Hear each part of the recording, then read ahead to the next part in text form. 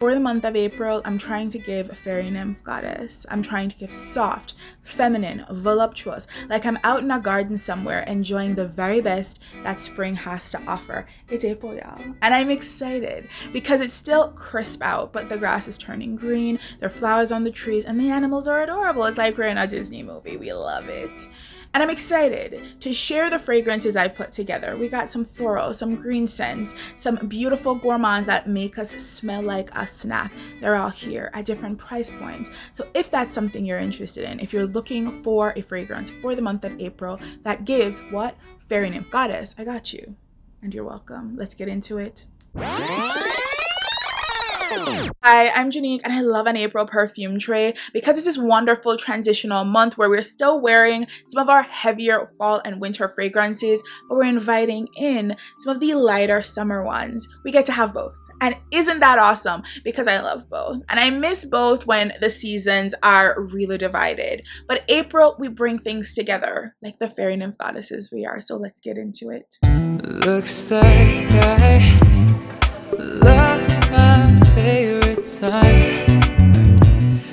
April perfume tray is a little heavy. There's some additional fragrances here. Now, normally I'm sharing 12 fragrances with you that I'm going to get a lot of use out of and show a lot of love to, but it's April. We're going to be doing costume changes, so we can use a few additional fragrances. 3 in fact. I'm going to share these 3 fragrances with you and I'm excited because it's a category that makes absolutely no fucking sense, but you know what? I love them. So the first category I'm going to share with you is BR540 and its dupes. Yes, BR540 is getting its own category today and I make no apologies. So Baccarat Rouge 540 is a fragrance that the internet loves to hate and loves to love.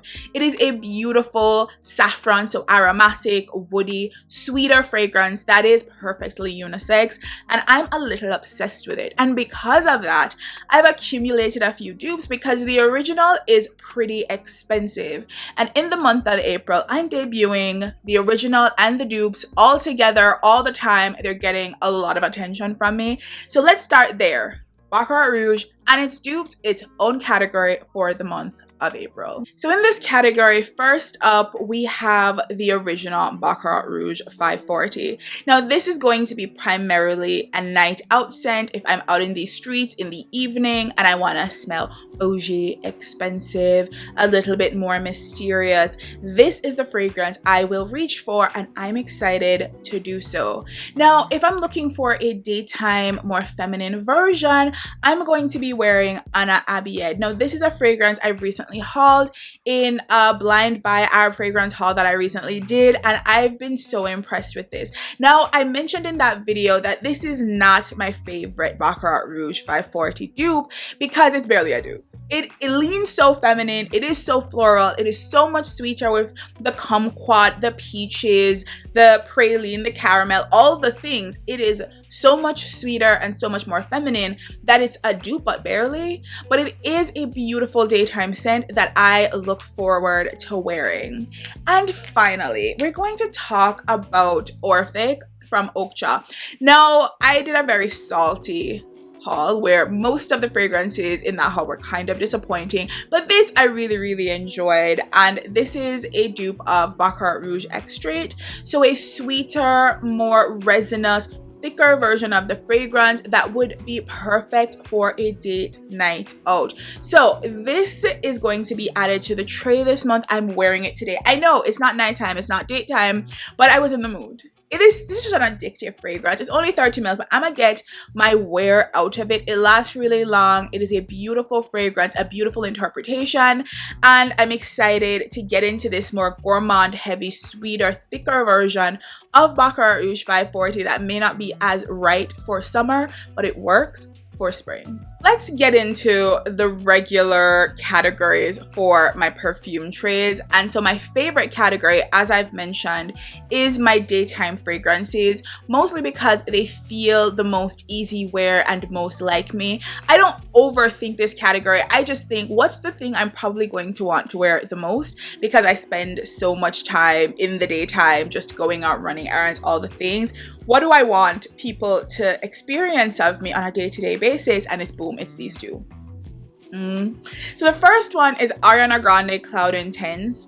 I am an Ariana Grande perfume stan. I know people say celebrity fragrances are basic, and I judge people who say that, because even if we want to say that they are mass appealing, a lot of the reason for that is because they smell beautiful, and this is a marshmallowy, beautiful, gourmand, woody fragrance with some cashmere for airiness that makes this feel like a cloud. Yeah, an intense cloud around you that is so attractive, so beautiful. One of my favorite things to do is just wear this out to go grab coffee with friends. I feel so feminine and beautiful, and just I feel like a scrumptious snack. And can I ask for more than that? Absolutely not. Absolutely not. So the next one I'm going to be wearing is a recent blind buy haul for me, and this is Wash Washa from Lattafa. It's an Arabian fragrance that is heavy tuberose. Now this is a beautiful white floral. Now here's the thing, I actively seek out tuberose fragrances because I love this really heavy, it just has so much body to it. It's so sweet. It's so creamy smelling. I love tuberose so much as a white floral that I am looking forward to wearing this ultra feminine, ultra sweet white floral that makes me smell like I'm in a really rich bougie garden. And I love her, and I'm excited to get a lot of wear out of her this month now that she is in my collection. She deserves the love because she's magical. There is a perfume lover out there who's watching this video and judging me heavy for my next pick. Boom. I make no apologies. It's Lancome's La Vie Est Belle. Yes. So these are my work fragrances for the month of April, and I love this as a work fragrance. Now, what is the energy I'm trying to give with this? Whenever I'm wearing like a nice dress with heels and a cute little coat, and I'm feeling my most Emily in Paris, this is what I want to wear, right? Not that we are aspiring to be Emily in Paris, we have our lives together more than her, basically. But the point is, this is one of the most beautiful, just really feminine fragrances out there. There's a reason this is a bestseller. I know a lot of people give this hate as a basic fragrance that isn't super interesting and layered. Sometimes you don't want interesting or layered. Sometimes you just want to smell pretty. And that's what you get from La Vie Est Belle. It's one of the safest pretty girl choices out there. And I will never think I'm too good for it, because I'm not. I love her. The next one is a very different energy, very different vibe, and it is Burberry London. Now, this is a Chypre fragrance, and it is a heavy jasmine fragrance. So it's a little bit green. There is some aldehyde like elements to it to make it a little bit soapy, especially in the mid. Okay, so it opens up with this very tart, bright citrus. It is a very fresh fragrance. I love to have at least one of these types of fragrances on my tray every month, because sometimes you want to give boss bitch energy. You want to give 1980s power floral. That's the energy you're trying to give. And this accomplishes that with a little bit more sophistication, a little bit more updated, although I do have a 1980s floral in this tray. So let's get into that later. A classic fragrance. It opens up with bright citrus. In the mid, we have really heavy green, almost soapy jasmine. And in the base, we have some nice salty musk. You don't need anything else. It's a very fresh, to the point, straightforward, no nonsense fragrance that I think is beautiful. This reminds me, or this is in the same category for me personally as things like Chloe Nomad or Burberry Touch. Burberry gets these right. They get these kinds of fragrances. They do them really well, and I really enjoy this one, and I plan to get a lot of use out of it for the month of April. My nighttime fragrances for the month of April is all about sex appeal. We're trying to do sexy ass fragrances. So not just heavier, darker fragrances that would be perfect for nighttime and cooler weather, but ones that read really sultry and seductive. That's the energy for the nighttime fairy nymph goddess that I'm trying to give. And so the first up, there was no other choice. It is Maison Crivelli's Lee Solerberg. I remember trying this for the first time. I did a video on trying this for the first time and just having my socks knocked off. Now, I was keenly aware when I tried this that this is not for everybody. It just like it threads a needle that makes it perfect for me. It avoids all the spices and the ouds and all of those things, but we get some really heavy wood. We have some tobacco in here, heavy animalics, beautiful white florals, and a bunch of sweet fruit. It opens up kind of like, I don't know, like Michel Germain sexual fleur, like this almost early 20s sweetness that doesn't feel like it's going to be complex, and then we get hit with all of these really interesting elements that don't usually accompany those more traditional opening notes, and it is a stunning, beautiful, sexy fragrance that I think kind of gives dominatrix energy, if I'm gonna be honest. So does that go with Fairy Nymph Goddess? I'm not sure, but I'm gonna try to bring them together. Okay, let's move on. The next fragrance I want to talk about is Nirvana Bourbon from Elizabeth and James. I love these bottles so much. I think they're so fly. Now, here's the thing. This is not the most feminine fragrance. So even though I want to give Fairy Nymph Goddess, this is not exactly giving Fairy Nymph Goddess, maybe Fairy Wood Nymph. I don't know. It is a beautiful fragrance though that I think threads this needle of like strong femininity with like these more masculine elements that I think are really complementary, and that also make this a fantastic and fabulous layering fragrance. Now this opens up with bourbon in the opening, really boozy, really heavy, dark rum kind of energy. Just akin to something like Killian's Angel Share, right? You get that really heavy dark rum, and then in the mid we get this creamy tuberose. You get a touch of vanilla, so a little bit of vanilla, nothing too heavy, nothing too pronounced, and what we mostly get is this really heavy dark wood that overtakes everything, and it reads a little bit smoky. It is so sexy. It's like Killian's Angel Share sort of meets Jazz Club from Maison Margiela with the sweetness pulled all the way back. There's something really intoxicating about this, but it is also, if you don't love a heavy dark woody fragrance that doesn't really have that much sweetness to it, it also works as a fantastic layering fragrance. I love to pair this with Cloud Intense and Cloud from Ariana Grande. There's something about those gourmand elements with a bit of woods and cashmere and airiness that when paired with the like heavy kind of clunky woodiness of this and the creaminess of that tuberose makes it such an intoxicating and addictive combination. But this works with any kind of gourmand fragrance. You think about the Only One, that is this caramel fragrance, anything like that, it works. And even my bedtime fragrances, I'm going to talk about one of them in a bit, that also work with this really, really well because it balances out gourmand elements so nicely and grounds them in a way that I think is ultra sexy and ultra sophisticated. Love this one. I mentioned my bedtime scents just now and how one of them goes really, really well with Elizabeth and James Nirvana Bourbon, and it is this one, and it is Charosa 62 from Bum Bum Cream fame. Now, we all know and love this one, don't we? We love the body scrub, we love the body wash, we love the body spray. It's all beautiful. The lotion is magical. My first introduction to this brand was a sample that was put in a little bag from Sephora that was like all of these little fragrances, and it was added, and I was like, I need to get all the things that are associated with this smell, and I've never looked back. Now this is 2 bottles I currently have. There's one right in my bed right now, and I love getting out of the shower and just spraying myself down, and I think this is such a beautiful gourmand fragrance.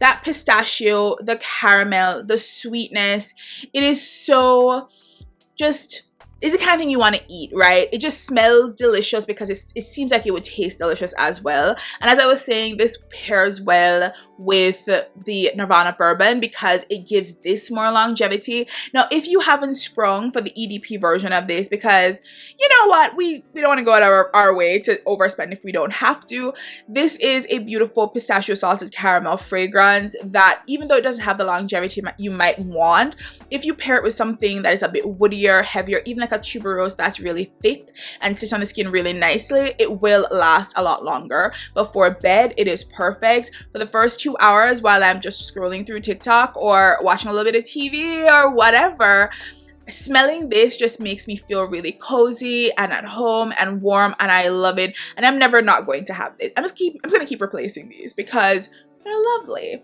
So the next one I'm gonna do is a fragrance that I picked up for about $20. It was part of a gift set, so I got a lot. I got a lotion, I got a travel size, and I got a big bottle for $20. It is BCBG's Max Azria.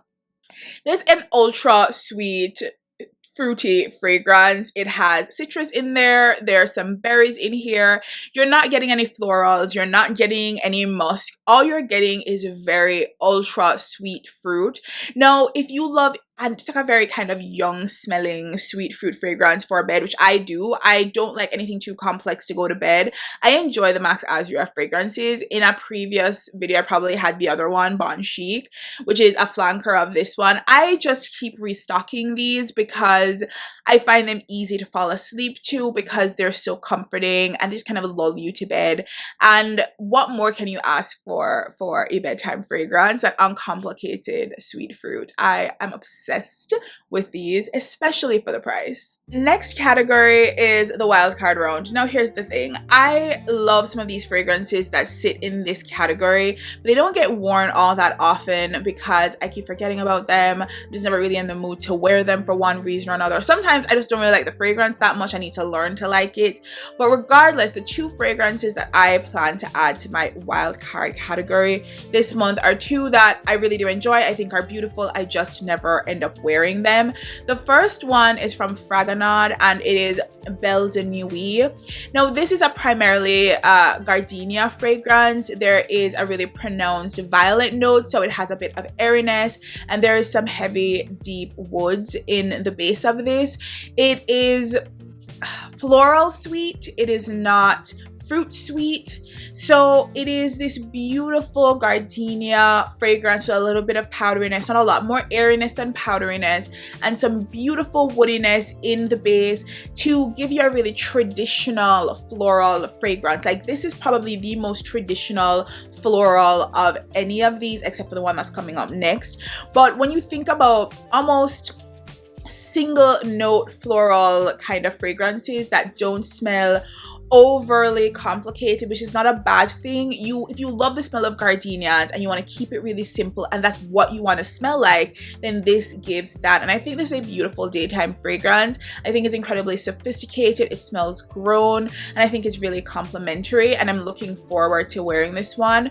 Funny story, when I went to Fragonard, I ended up getting two of these by accident. I'd ordered Belle de Nuit and Belle Cherie, and when I left I didn't look at the label to see that I'd gotten two of the exact same thing, and so now I have two of these. And maybe because of that I'm a little salty. I never reach for it because I'm still kind of mad I don't have Belle Cherie, but it's whatever. I plan to wear this month and I'm looking forward to it. Now the next one, you can smell it a mile away. You can smell it on the road. I barely took the cap off and I can still smell it in my living room so strong. It is an 80s power floral. It's CK Eternity. Now who else remembers their parents wearing this, who also wore this back in the 80s and 90s? It's an 80s white floral, and you know what an 80s white floral does. It overperforms. It is so strong. Now this is a green floral, so it has a lot of freesia and lily of the valley in it, and I'm a fan. I love it. I think whenever I want to give, I don't know, Elizabeth Holmes energy, just like I'm a scammer, I'm a boss, and I wear black turtlenecks, this is what I'd wear. Like, it's just the most intense floral that you have to sparingly just kind of spray on yourself. But I don't exactly know where I wear Eternity to because I feel like it's a little overpowering for the office, but it's also a little overpowering for every day, but it also feels a little bit too fresh for nighttime. But I will find a place because it needs to get worn because I really love the smell of it, even if the world disagrees with me in a lot of ways.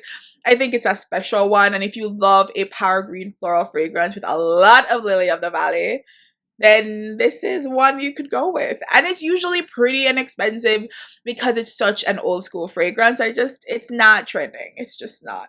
Final category, I have the travel size fragrances I'm going to be wearing and carrying around with me this month. Now, here's the thing. I'm probably going to have like 3 or 4 more in my bag on top of these because we can't just have 2 for the month. Like, what do you think this is?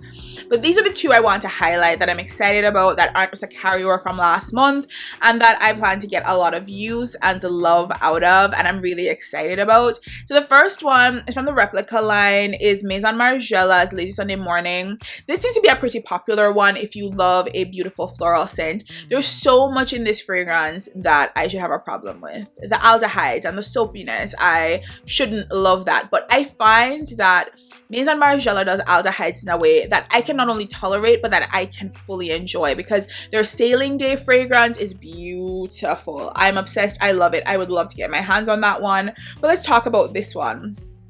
It is a primarily iris fragrance, so it's pretty powdery. There's some orange blossom here. We got some amber for some body. We have a lot of freshness and soapiness. So this is a very fresh scent. I think for the warmer April days, because we will have some of those, I think this will be a beautiful addition and a beautiful wear. And I'm excited because I've been wanting to pull this out of the travel size section of my collection, and I'm excited to wear this one.